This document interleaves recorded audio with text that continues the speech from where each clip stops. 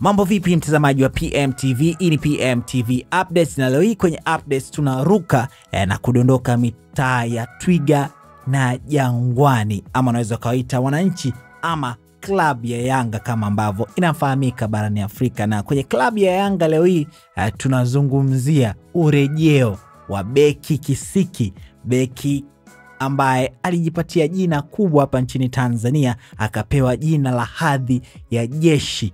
Nakufahamu, unamkumbuka, si mwingine bwana, huyu ni Atoura Yao Kwasi, beki wa kulia raia wa Ivory Coast bwana.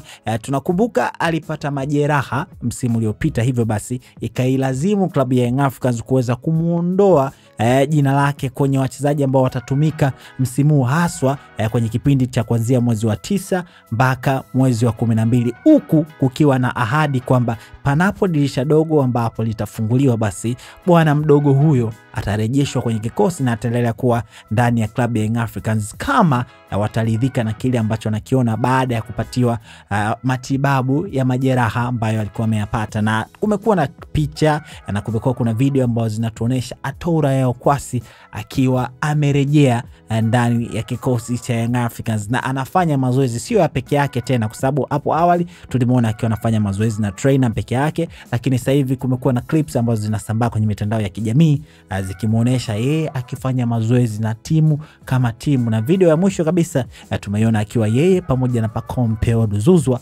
wakiwa wanafanya mazoezi. Na urejeo wa Atoura Yao Kwasi ina maana kuna mchezaji mmoja wa kigeni basi itabidi aweze kukatwa jina ili Atoura Yao Kwasi aweze kurejea kwenye kikosi. Unahisi ni mchezaji gani wa kigeni ambaye nafasi yake iko matatani kuweza kuchukuliwa na Atoura Yao Kwasi?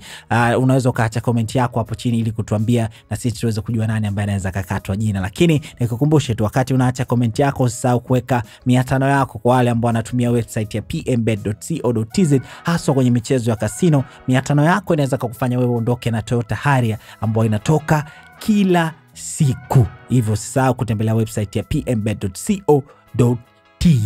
Mimi naitwa Raymond Elias.